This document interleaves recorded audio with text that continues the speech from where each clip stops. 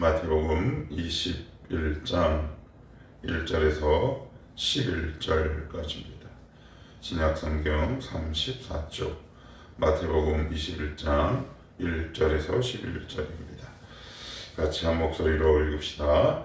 그들이 예루살렘에 가까이 가서 감람산 벳박에 이르렀을 때 예수께서 두 제자를 보내시며 이르시되 너희는 맞은편 마을로 가라.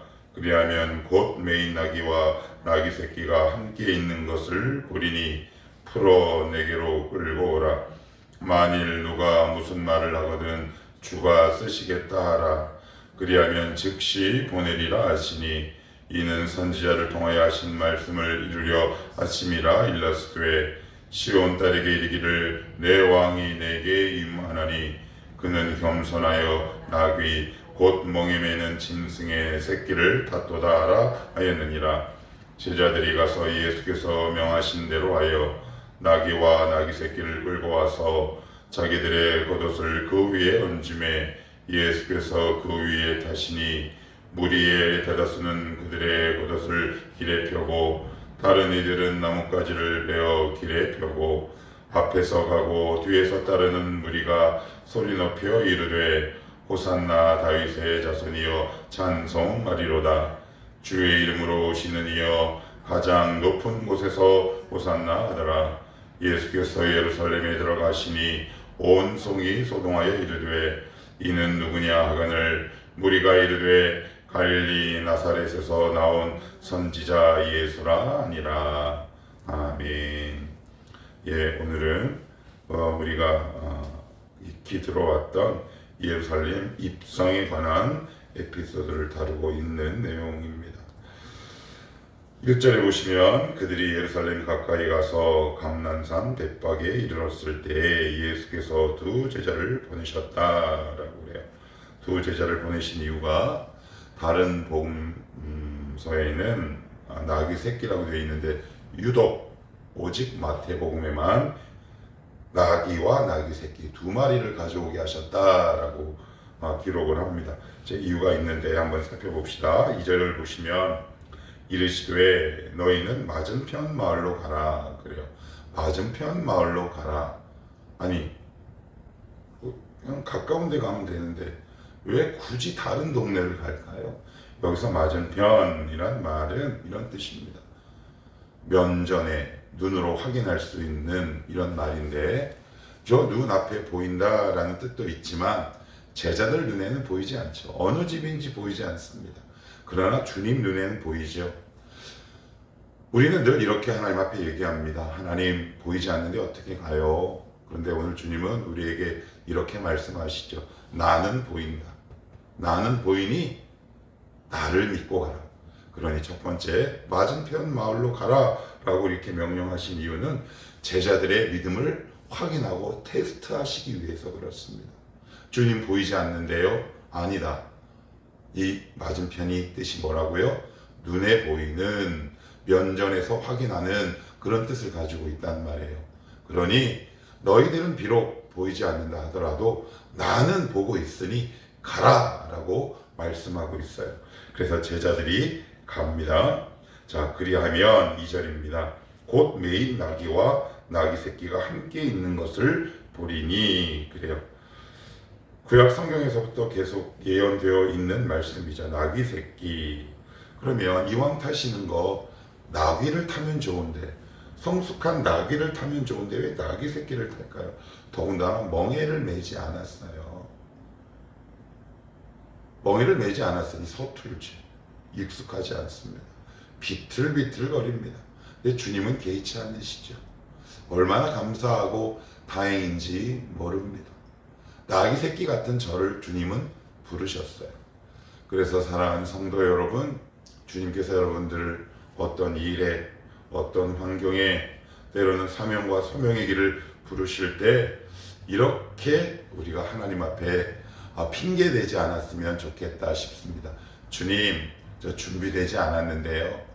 저 아직 갈 자신이 없는데요. 이렇게 얘기하죠. 그러나 하나님은 뭐라고 말씀하시냐면 너의 준비가 중요한 것이 아니다 라고 말씀합니다.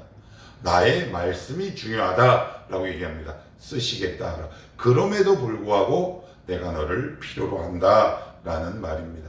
얼마나 다행이고 참 감사한 내용인지 모릅니다. 만약에 낙이 멍에도 메고 익숙하고 노련한 나귀를 만약에 우리를 향해서 부르셨다면 저는 오늘 이 자리에 설 수 없었겠죠. 그거 감수하신다는 얘기입니다. 내가 너 비틀거릴 거 안다. 실패할 걸 또 안다. 그럼에도 불구하고 내가 너를 불렀다. 이 말씀이 중요합니다. 여러분, 제가 여러 번 말씀드렸다시피 저는 청ram교회를 잘 준비해서 한 게 아니죠. 주님께서 맞은편 마을로 가라. 그래서 보이지 않는데 그냥 예따 하고 그냥 한번 해본 겁니다. 표현이 좀 그렇긴 하지만 아무튼 중요한 것은 나귀와 나귀 새끼 두 마리 가운데 주님은 두 마리를 다 가지고 오게 하시고 그 가운데 나귀 새끼를 타는데 왜 두 마리냐? 그거는 나귀 새끼를 위한 배려입니다. 아직 멍에를 매지 않았기 때문에 어미가 얼마나 없으면 두려워하겠습니까? 그래서 주님은 나귀 새끼를 배려해서 그 어미 나귀와 함께 데리고 오라라고 얘기합니다. 그러니까 주님은 굉장히 섬세하시고 되게 다정하신 분이다.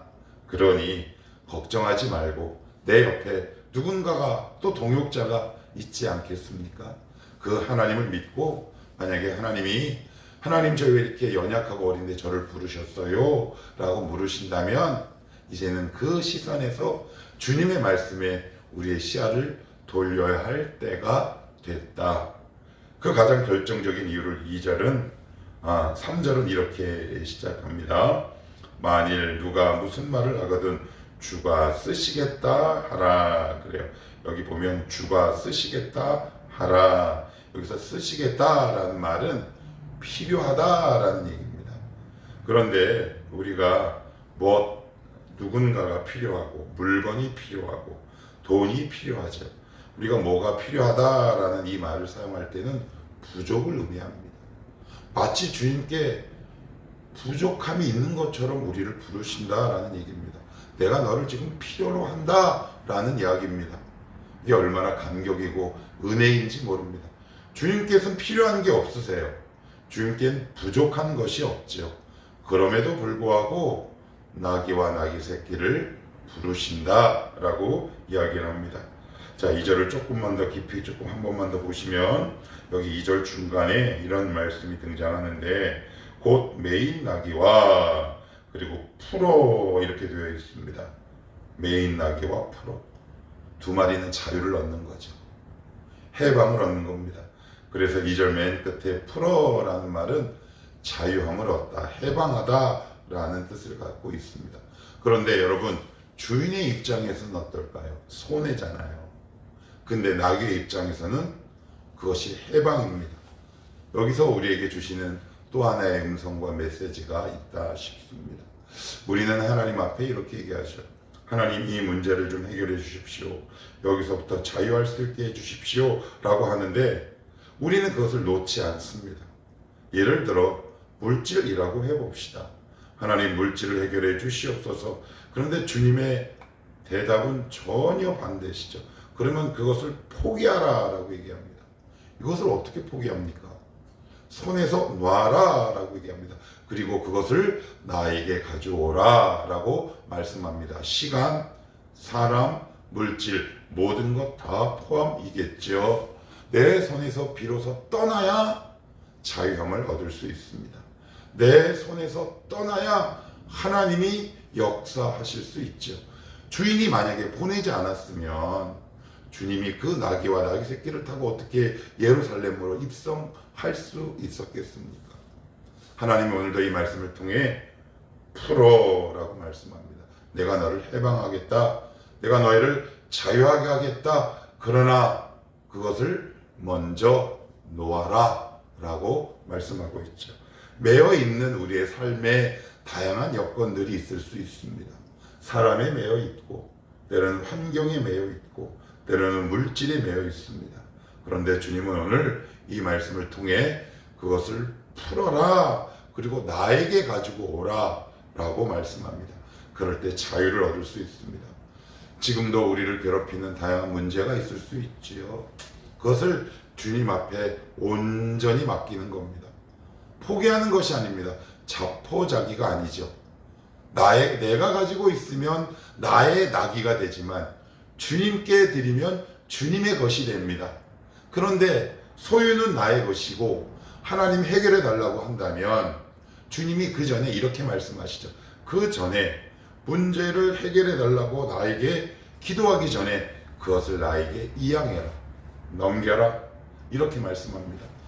그제서야 비로소 하나님이 사람을, 물질을, 환경을, 다양한 여건들을 주님의 능하신 손으로 바꿔가기 시작한다.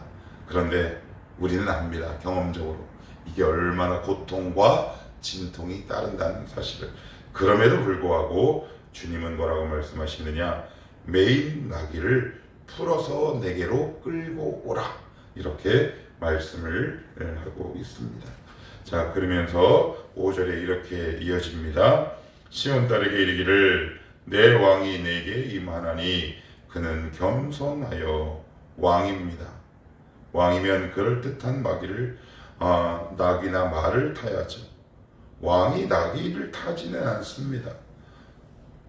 더군다나 짐승의 새끼를 타지는 않죠.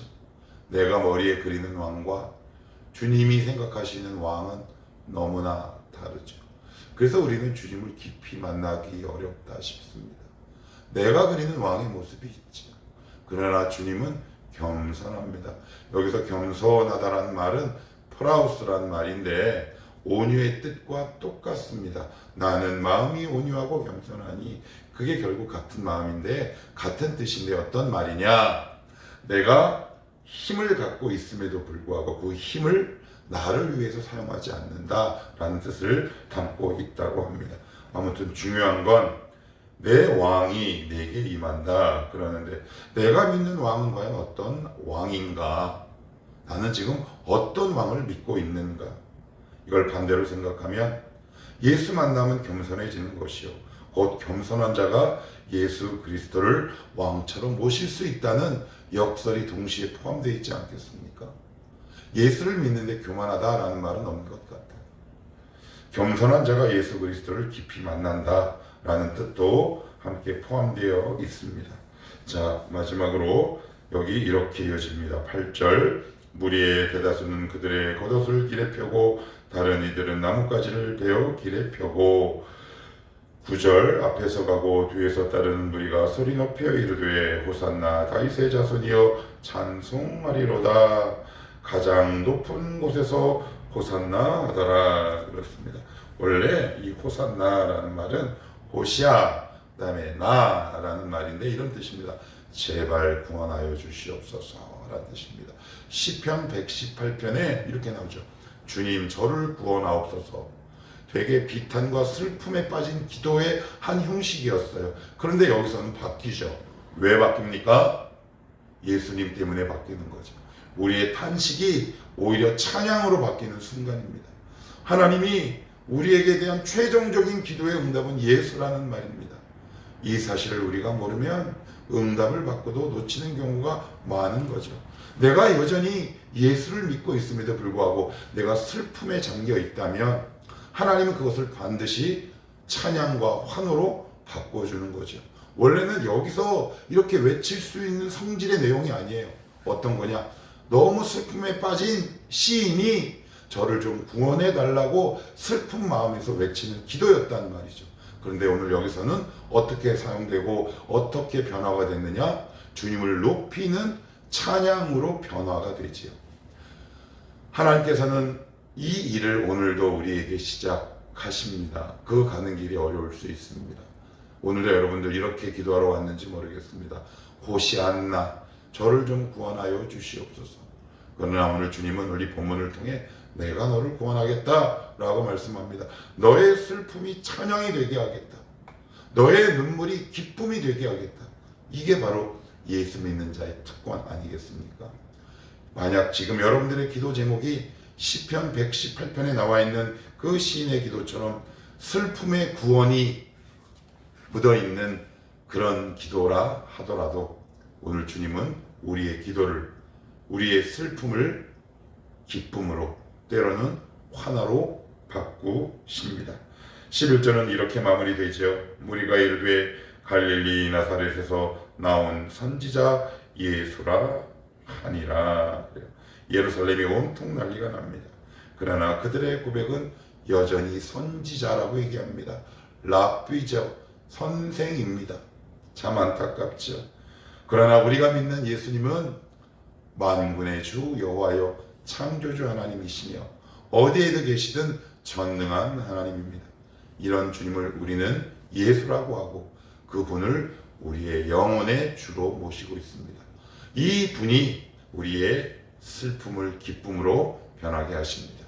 우리의 눈물을 미소로 변하게 하십니다. 오늘도 이 주님을 믿고 우리 주님처럼 끊임없이 예루살렘을 향해 걸어갔던 것처럼 우리도 이 믿음의 길을 끝까지 완주할 수 있으면 좋겠습니다. 기도합시다.